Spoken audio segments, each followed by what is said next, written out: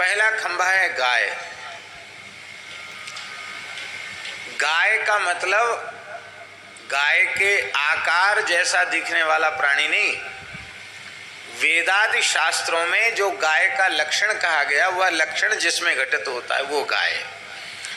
तो जब हम गाय का लक्षण का विचार करते हैं तो जो कृत्रिम गाय है, जर्सी, होल्स्टेन और अफ्रीकन वगैरह अमेरिकन गाय, जर्सी दोगली, ये जर्सी दोगली अपने आप उससे पृथक हो जाती है। ये गाय नहीं मानना चाहिए, इसको गाय है ही नहीं। हम भैंस के दूध का पीने का समर्थन नहीं करते क्योंकि वो स्वास्थ्य की दृष्टि से ठीक नहीं है, बुद्धि को मोटा बनाता है, शरीर में भी अनेक बीमारियां पैदा करता है। भैंस का दूध ठीक नहीं है। लेकिन फिर भी हम निवेदन करें, जर्सी दोगली की अपेक्षा भैंस का दूध ठीक है। भैंस जर्सी दोगली का तो दूध छूने योग्य नहीं है, न दूध छीनो योग्य है न घी छूने योग्य है। इसलिए वेद लक्षणा भारतीय देशी गोवंश जिसमें गाय का शास्त्रीय लक्षण घटित होता है, शासनादिमत्वम गोर लक्षणम। आप लोग कहेंगे देशी, तो जिन देशों में गाय है वो वहाँ की तो वही देशी गाय होगी, ऐसा नहीं है। ऐसा कुतर्क नहीं कर सकते। इसलिए नहीं कर सकते कि हजारों साल पहले दुनिया के किसी भी कोने में गाय के नाम पर भारतीय गाय ही थी। ये जर्सी दोगली की सृष्टि नहीं थी। गाय के नाम पर भारतीय गायें ही विश्व में थी। इसलिए गाय माने गाय जिसमें शासनादिमत्वम गोर लक्षणम प्रधान लक्षण है। गलकंबल और ककुद, इसमें जो डिल्ला वो जिसमें होता उसको गाय कहते हैं।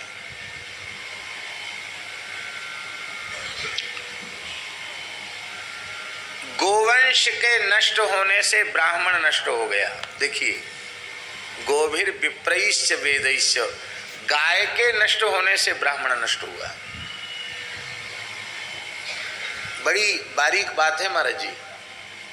भयंकर मुगल काल आया, नरसंहार हुआ, भारी अत्याचार हुआ, ग्रंथों की होलियां जलाई गई, 6-6 महीने तक हमारे धर्म ग्रंथों में लगाई गई आग बुझी नहीं, मठ मंदिर तोड़े गए, मूर्तियां भग्न की गईं। इतना भारी अत्याचार हुआ कि उसको वाणी से कहा नहीं जा सकता।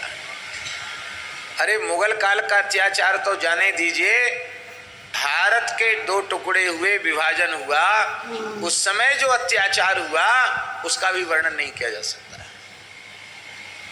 जो भारत पाकिस्तान का बंटवारा हुआ उस समय जो भाग करके आए, आप सुन नहीं सकते। उन बड़े बूढ़े अभी भी जीवित हैं जिनके सामने देश का विभाजन। कितने मठ मंदिर थे हमारे पहाड़ी बाबा की परंपरा के, खाक चौक की परंपरा के। कराची में बहुत विशाल मंदिर था हमारा, अपने आश्रम का मंदिर था। श्री महंत गोकुलदास जी महाराज महंत थे वहाँ के। अद्भुत संत सेवा होती थी, अद्भुत। ऐसी संत सेवा होती थी कराची वाले स्थान में 100-500 साधु तो हमेशा पड़े रहते थे। आप सोचिए, वृंदावन में जब वो आते थे सावन भादो 2 महीना लगातार भंडारा चलता था श्रीमंत गोकुलदास जी की ओर से। और जिस समय विभाजन हुआ, ये कोई झूठी बात आपको नहीं बताई जा रही है, 100 साधु आश्रम में काट दिए गए। कितने साधु? 100 साधु काट दिए गए, समाप्त कर दिए गए। प्राण बचा बचा के जो भाग सके वो भाग सके, 100 साधु मौत के घाट उतार दिए गए। महंत जी को वहां के लोगों ने बचाया, जैसे तैसे भाग कर वो वृंदावन आए। बड़े डिप्रेशन में थे वो कहते थे महाराज 2-3 दिन तक तो प्यासे रहे, भागते दौड़ते, और एक तालाब का पानी पीना पड़ा। इतना हिंदुओं को काटा गया था कि तालाब का जल लाल हो गया था हिंदुओं के खून से। उसी को हमको पीकर अपने प्राण बचाने पड़े। हम वैष्णव साधु, हमको वो पानी पीकर प्राण बचाने पड़े। अब हम जीना नहीं चाहते। हमारे महाराज के काका गुरु लगते थे, बहुत समझाया, अंत में अयोध्या में जाकर उन्होंने अपने प्राण त्याग दिए। ऐसी ऐसी घटनाएं। भयंकर मुगलों का अत्याचार हुआ, मुगल काल में हुआ और देश के विभाजन के समय हुआ, और अभी भी जहां हिंदू संख्या अत्यंत कम हो गई, घट गई, इनकी बहुत अधिक वृद्धि हो गई, वहां भी बड़े बड़े अत्याचार भये हैं और आगे भी होने की संभावनाएं हैं। यदि हिंदू संगठित नहीं हुआ और शक्ति संपन्न नहीं बना तो आगे भी संभावना है।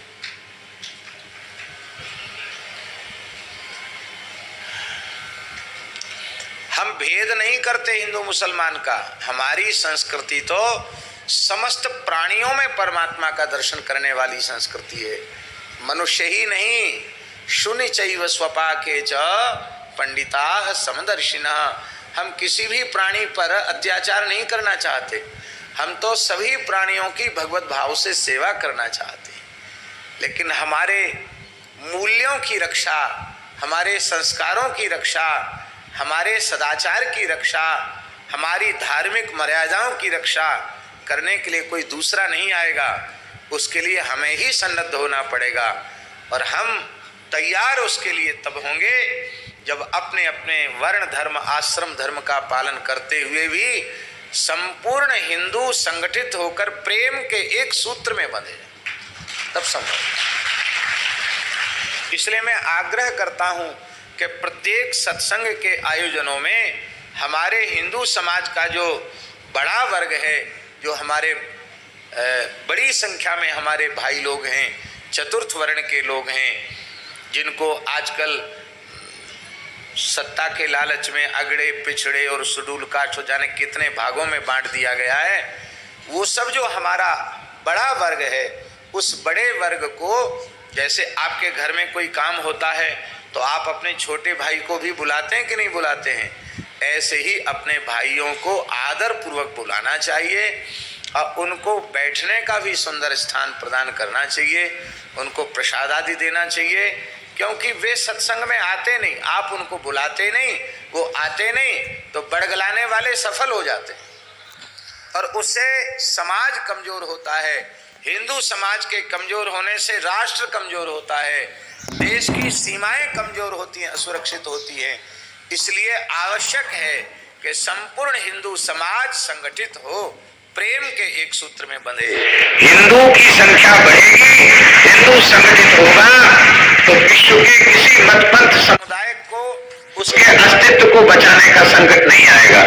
किंतु अन्य समुदाय बढ़ेंगे और हिंदू कमजोर होगा तो सारी परंपराएं नष्ट होने का खतरा सबके सिर पर रहेगा। हिंदू महाराज जी, हिंदू विचारधारा ये एक ऐसी विचारधारा है जो अपने सहित सबके संरक्षण का विचार रखती है।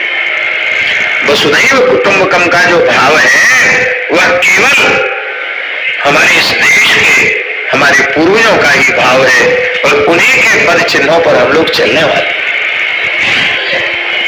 भयंकर मुगल काल में लगभग 1000 वर्ष का मुगल काल रहा। उसमें भी इतना अत्याचार होने पर, इतना कत्लेआम होने पर, इतना नरसंहार होने पर, इतना धर्म ग्रंथों को जलाए जाने पर, मठ मंदिरों के उजाड़ने पर भी ब्राह्मण नष्ट नहीं होगा।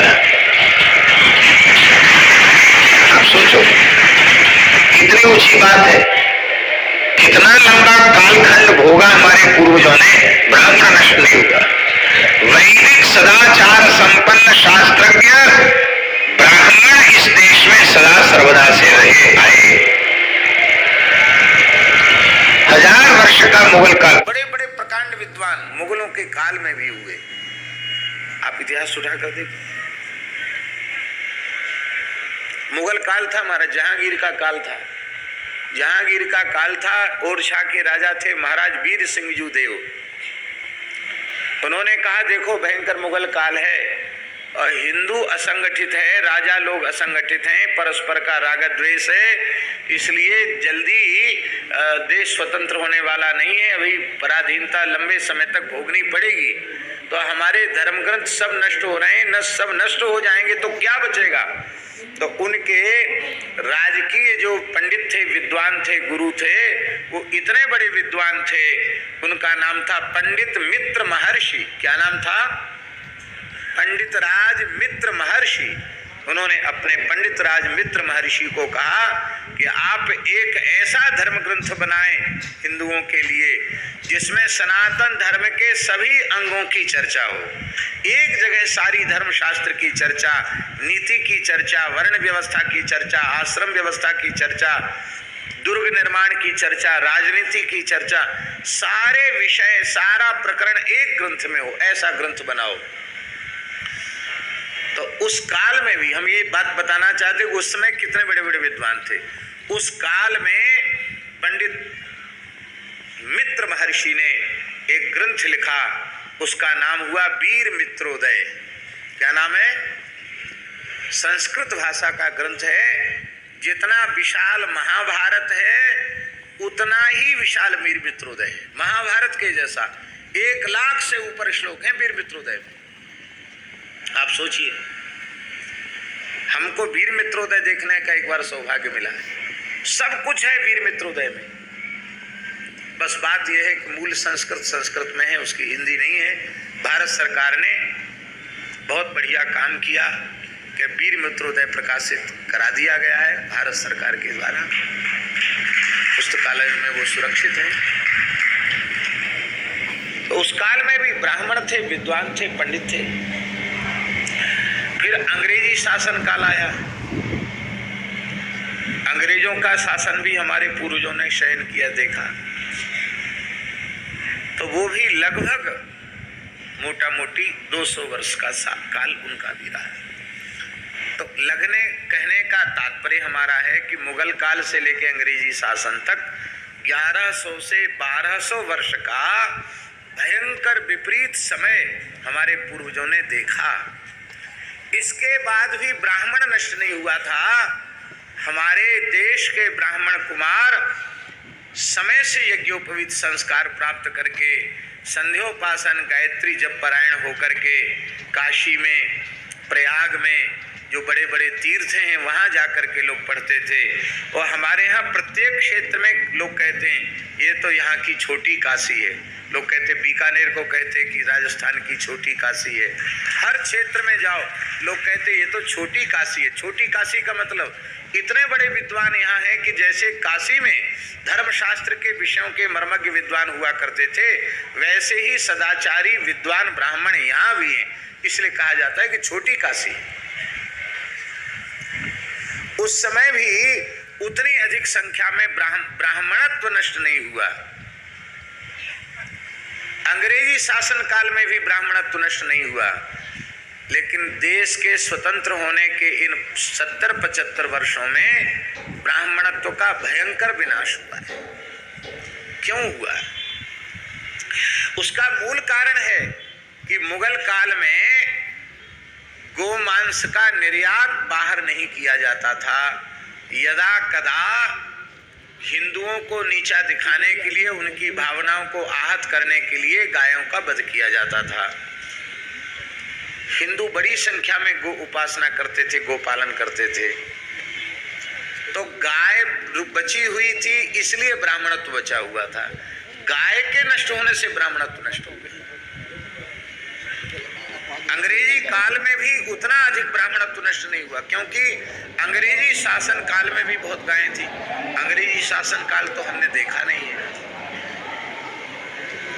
अंग्रेजी शासन काल हमने नहीं देखा। आप लोगों में से बहुत से लोग होंगे जिन्होंने देखा होगा अंग्रेजी शासन काल, हमने नहीं देखा। हम तो 40-45 वर्ष पुरानी बात बता रहे हैं। 40-45 वर्ष पहले भी देश के छोटे छोटे गांव में इतनी गायें रावण में इकट्ठी होती थी कि एक एक गांव में 4-4, 5-5 हजार गाय हुआ करती थी। एक एक परिवार में 200-200, 300-300 गाय हुआ करती थी। हम जिस परिवार में पैदा हुए थे उस परिवार में कम से कम 300-400 गाय थी। आप सोचिए अब कहाँ गई वे गाय, कहाँ गए गोचर, कहाँ चले गए गोपालक। गांव की गैया चराने वाला जो ग्वारिया था, ग्वाला था महाराज, वो इतना धनी था कि लोग उससे, जरूरतमंद लोग कर्ज लेते थे, उससे ब्याज पे पैसा लेते थे और उसका पूरा परिवार गैया चराता था। आप सोचो गैया चराने में भी उनको इतना फायदा था। अभी एक बूढ़ा आदमी मिला, बूढ़ा हो गया, हमने कि भैया क्या गैया चराते हो अभी? तो उसने कहा महाराज अब कोई नहीं चराता, सब अंग्रेजी पढ़ लिख गए, अब गैया ही नहीं, गैया चरावे कौन। अब कोई गैया बालक चराता तो उसका विवाह नहीं होता है। तो लड़का क्या करता, बोले गैया चराता है, तो उसका ब्याह नहीं होता है। इस डर के मारे सब लड़के बच्चे हम